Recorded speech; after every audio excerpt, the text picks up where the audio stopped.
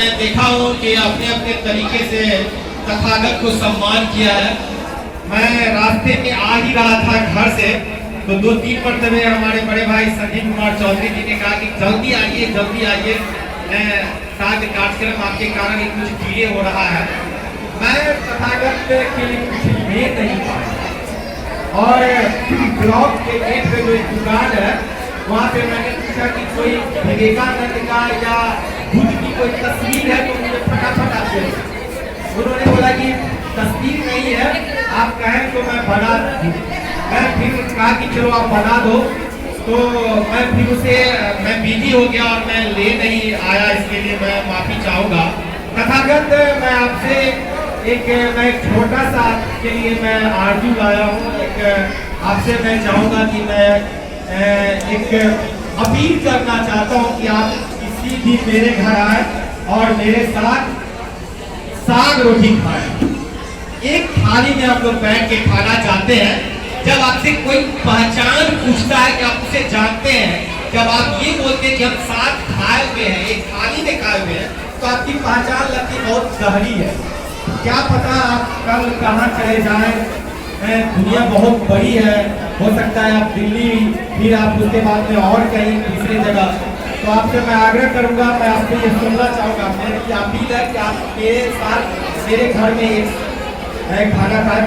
आइए जोरदार तालियों के बीच आपकी ताली बजती रहनी चाहिए। ताली नहीं है, तथागत की जो सफलता उसके लिए ताली नहीं है। हमारा तथागत, हम सबों का तथागत, इस देश का तथागत और हमारे सपनों का तथागत है। ये आइडियल है।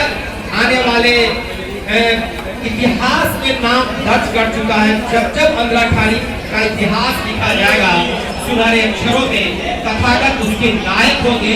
उस नायक वो आपके सामने है। तथागत आपको बहुत बहुत धन्यवाद।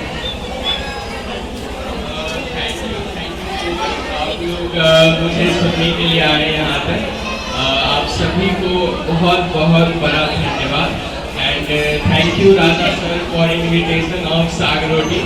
जरूर आएंगे और स्पेशल थैंक्स मैं कहना चाहूँगा अपने parent and my mentor Chaudhary sir को।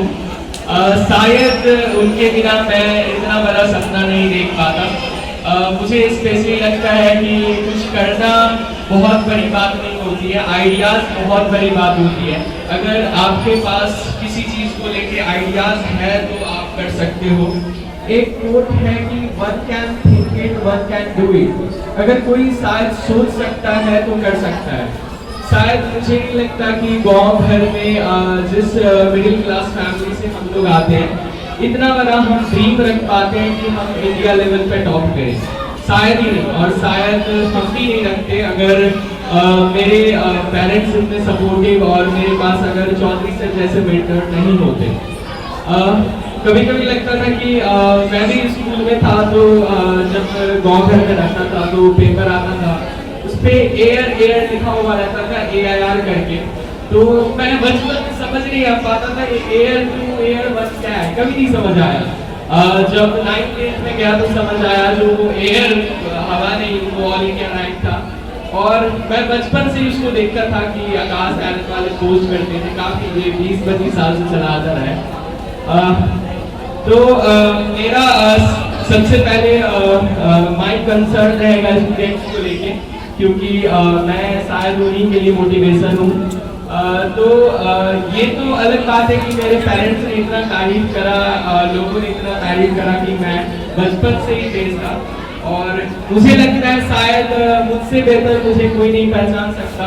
तो मैं स्पेशली कहना चाहूँगा उन लोगों से, मैं बहुत बड़ा जीनियस कोई स्टूडेंट नहीं था। ऐसा नहीं था कि मैं हेलो सारे कुछ याद हो गए। मैं भी एक आप लोगों की तरह एवरेज स्टूडेंट ही था। मैं जब गांव में था 5वीं-6वीं क्लास तक तो मुझे भी लगता था कि मैं टॉपर।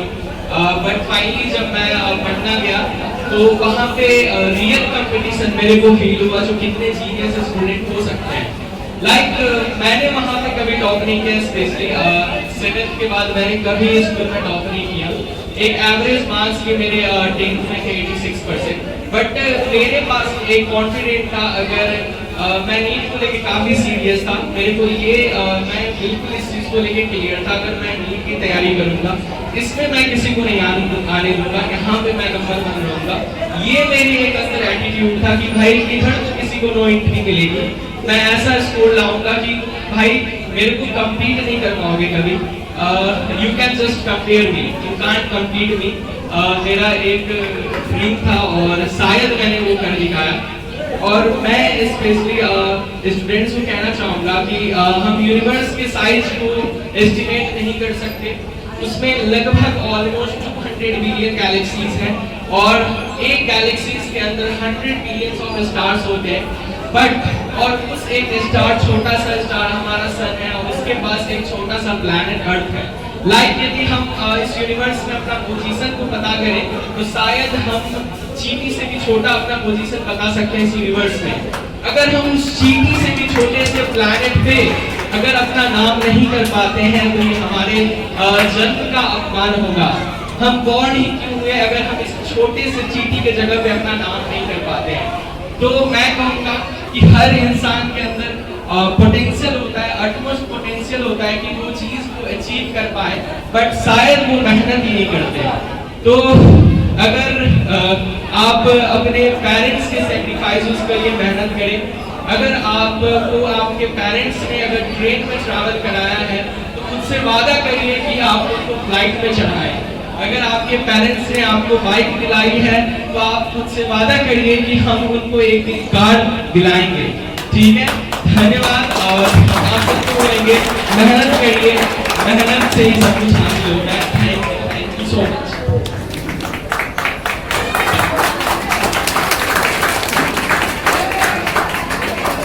इनकी क्वालिटी से ही पता चलता है जब आदमी बहुत बड़े सफलता को अचीव करता है कि आज बहुत ही सामान्य हो जाता है, सरल हो जाता है, सहज हो जाता है।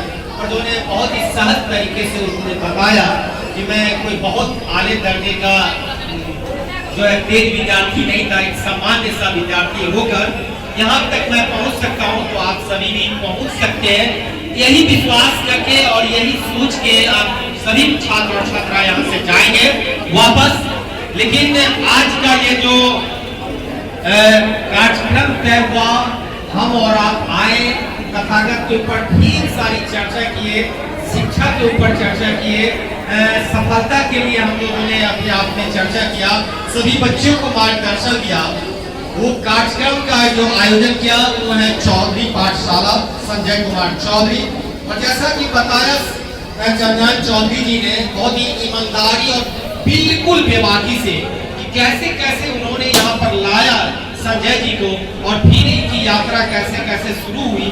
और देखिए कोई सोच भी नहीं सकता था कि इतनी कम समय में इनके संस्थान का बच्चा देश का टॉपर बन जाएगा। शायद मुझे लगता था कितना भी बोलूं वो शब्द कम पड़ जाएंगे संजय कुमार चौधरी के एहसास के लिए, संजय कुमार चौधरी के हर्ष और खुशी के लिए।